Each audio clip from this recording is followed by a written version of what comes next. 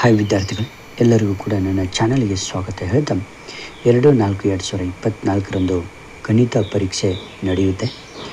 SLC ವಿದ್ಯಾರ್ಥಿಗಳಿಗೆ ಇದು ತುಂಬ ಇಂಪಾರ್ಟೆಂಟ್ ವಿಡಿಯೋ. ಗಣಿತ ಪರೀಕ್ಷೆಗೆ ಬರುವಂತಹ ಮುಖ್ಯ ಪ್ರಶ್ನೆಗಳನ್ನು ಇಲ್ಲಿ ಕೊಡ್ತಾ ಇದ್ದೇನೆ. ತುಂಬ ಅಂದರೆ 100% ಪಿಕ್ಸ್ ಇಂಪಾರ್ಟೆಂಟ್ ಕ್ವಶನ್ಸ್ ಇಲ್ಲಿ ಕೊಡ್ತಾ ಇದ್ದೇನೆ. ಬನ್ನಿ ನೋಡೋಣ. ನೋಡಿ, ಇಲ್ಲಿ ವೃತ್ತಕ್ಕೆ ಸ್ಪರ್ಶಕಗಳನ್ನು ರಚಿಸುವುದು, ಈ ಒಂದು ಪ್ರಶ್ನೆ ತುಂಬ ಇಂಪಾರ್ಟೆಂಟ್. 2 ಸೆಂಟಿಮೀಟರ್ ತ್ರಿಜ್ಯವುಳ್ಳ ವೃತ್ತವನ್ನು ರಚಿಸಿ 2 ತ್ರಿಜ್ಯವುಳ್ಳ ನಡುವಿನ ಕೋನ 100% ಇರುವಂತೆ ಆ ತ್ರಿಜ್ಯಗಳ ಒಂದು ಕೇಂದ್ರವಲ್ಲದ ಬಿಂದುಗಳಲ್ಲಿ ಒಂದು ಜೊತೆ ಸ್ಪರ್ಶಕಗಳ ನಡುವಿನ ಕೋನವನ್ನು ನೀವು ಅಳಿಬೇಕಾಗುತ್ತೆ.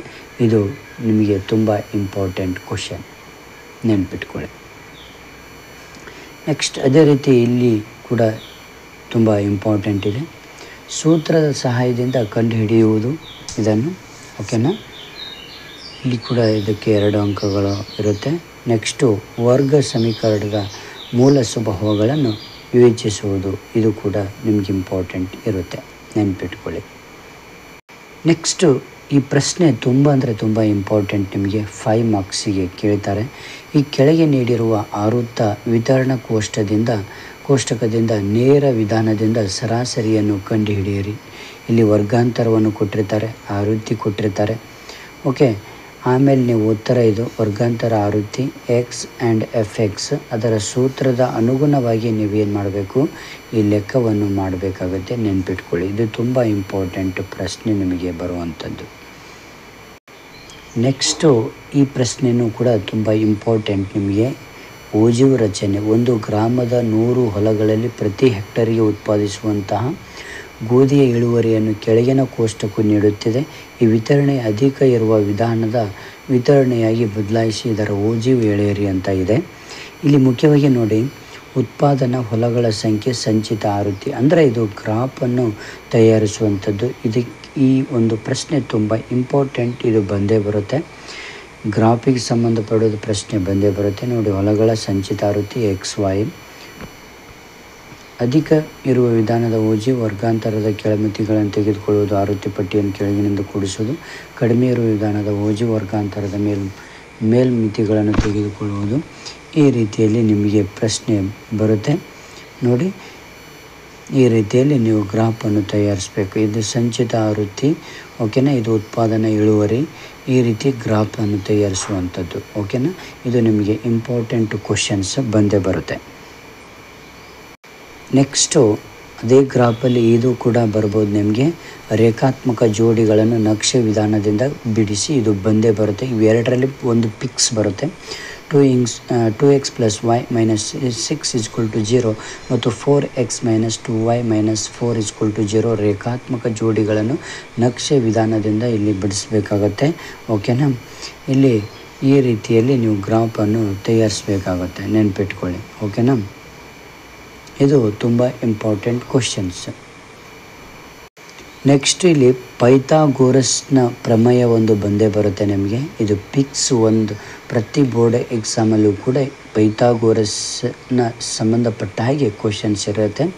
ಒಂದು ಲಂಬಕೋನ ತ್ರಿಭುಜದಲ್ಲಿ ವಿಕರ್ಣದ ಮೇಲಿನ ವರ್ಗವು ಉಳಿದೆರಡು ಬಾಹುಗಳ ವರ್ಗಗಳ ಮೊತ್ತಕ್ಕೆ ಇಲ್ಲಿ ಸಮವಾಗಿರುತ್ತದೆ. ಇದು ನೆನಪಿಟ್ಕೊಳ್ಳಿ. ಇದು 1 ಮಾರ್ಕ್ಸ್ ಅಥವಾ ಫಿಲ್ ಇನ್ ದ ಬ್ಲ್ಯಾಂಕ್ಸ್ ಅಥವಾ ಮ್ಯಾಚ್ ದ ಫಾಲೋವಿಂಗ್ ಆದರೂ ಬರುತ್ತೆ. ಇಲ್ಲಿ ಪೈಥಾಗೋರಸ್ನ ಪ್ರಮೇಯದ ವಿಲೋಮನೂ ಕೂಡ ಇಲ್ಲಿ ಕೊಟ್ಟಿದ್ದೇನೆ. ಇದು ಓದ್ಕೊಳ್ರಿ ಸರಿಯಾಗಿ, ಇಲ್ಲಿ 1 ಮಾರ್ಕ್ಸ್ ಬರುತ್ತೆ.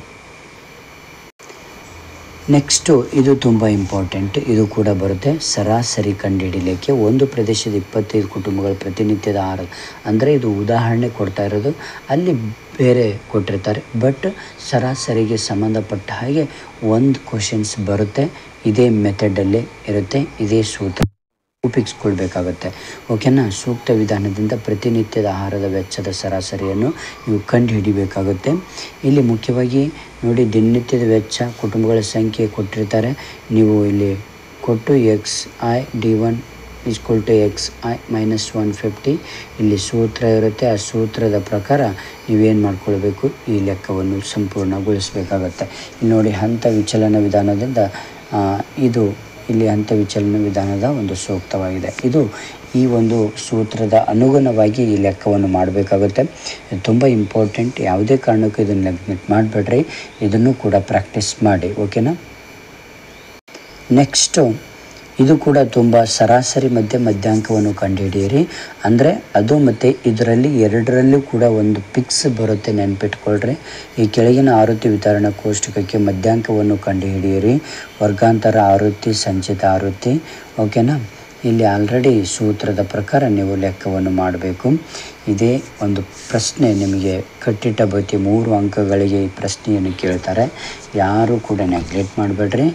ಎಷ್ಟು ನಿಮಗೆ ಇಂಪಾರ್ಟೆಂಟ್ ಹೇಳಿದ್ದಾರೆ ಮಧ್ಯಾಂಕ ಮತ್ತು ಸರಾಸರಿಯಲ್ಲಿ ಎಷ್ಟು ಲೆಕ್ಕಗಳು, ಆ ಲೆಕ್ಕಗಳನ್ನೆಲ್ಲರೂ ಕೂಡ ಒಂದು ರಿವಿಷನ್ ಮಾಡಿಕೊಡ್ರಿ. ಅದರಲ್ಲಿ ನಿಮಗೆ 6 ಮಾರ್ಕ್ಸ್ ಫಿಕ್ಸ್ ಬರುತ್ತೆ. 6ರಿಂದ 12 ಮಾರ್ಕ್ಸ್ ಫಿಕ್ಸ್ ಇರುತ್ತೆ. ಓಕೆ, ನೆಕ್ಸ್ಟ್ ನೋಡೋಣ ಬನ್ನಿ. ನೆಕ್ಸ್ಟ್ ಇದು ಕೂಡ ತುಂಬ ಇಂಪಾರ್ಟೆಂಟ್. ಸಮಾಂತರ ಶ್ರೇಣಿಗೆ ಸಂಬಂಧಪಡುವಂತಹ 4 ಅಂಕಗಳಿಗೆ ಈ ಪ್ರಶ್ನೆಯನ್ನು ಕೇಳ್ತಾರೆ. ಇದು ತುಂಬ ಕ್ರಿಟಿಕಲ್. ನೀವು ಸರಿಯಾಗಿ ಪ್ರಾಕ್ಟೀಸ್ ಮಾಡಬೇಕಾಗುತ್ತೆ. ಓಕೆ, ನೋಡಿ, ಸಮಾಂತರ ಶ್ರೇಣಿಯ 4 ಪದಗಳು. ಇಲ್ಲಿ 4 ಕ್ರಮಾನುಗತ ಸಮಾಂತರ ಶ್ರೇಣಿಯ ಪದಗಳ ಮೊತ್ತ 32. ಮೊದಲ ಮತ್ತು ಕೊನೆಯ ಪದಗಳ ಗುಣಲಬ್ಧ ಮತ್ತು ಮಧ್ಯದ 2 ಪದಗಳ ಗುಣಲಬ್ಧಗಳ ಅನುಪಾತವು 7:15 ಆದರೆ ಆ ಸಂಖ್ಯೆಗಳನ್ನು ಕಂಡುಹಿಡಿಯಿರಿ. ಓಕೆನಾ. ಇದು ಈ ರೀತಿಯಲ್ಲಿ ನಿಮಗೆ ಆನ್ಸರ್ಸ್ ಬರುತ್ತೆ. ಓಕೆನಾ. ತುಂಬ ಇಂಪಾರ್ಟೆಂಟ್ ಕ್ವಶನ್ಸ್ ಇದು. ಯಾರೂ ಕೂಡ ನೆಗ್ಲೆಕ್ಟ್ ಮಾಡಬೇಡಿ. 4 ಅಂಕಗಳಿಗೆ ಕೇಳ್ತಾರೆ, ನೆನ್ಪಿಟ್ಕೊಳ್ರಿ. ನೆಕ್ಸ್ಟು ಸಮಾಂತರ ಶ್ರೇಣಿಗೆ ಸಂಬಂಧಪಟ್ಟ ಹಾಗೆ ಇಲ್ಲಿ ಕೂಡ ಇದೆ ನೋಡ್ರಿ. ಓಕೆ, ಇದನ್ನು ಸರಿಯಾದ ರೀತಿಯಲ್ಲಿ ಇದು ಮಾಡಿಕೊಡ್ರಿ. Okay, thank you friends, thank you. ಇವು ಎಲ್ಲ ಕ್ವಶನ್ಸ್ಗಳನ್ನು ಇದು ಮಾಡಿಕೊಂಡ್ರೆ ಮಿನಿಮಮ್ ನಿಮಗೆ 50 ಮಾರ್ಕ್ಸಿಂದ ಬರುತ್ತೆ ಇದಕ್ಕೆ ಸಂಬಂಧಪಟ್ಟ ಹಾಗೆ. ನಿಮ್ಮ ಫ್ರೆಂಡ್ಸಿಗೆ ಶೇರ್ ಮಾಡಿ. Okay, thank you friends, thank you.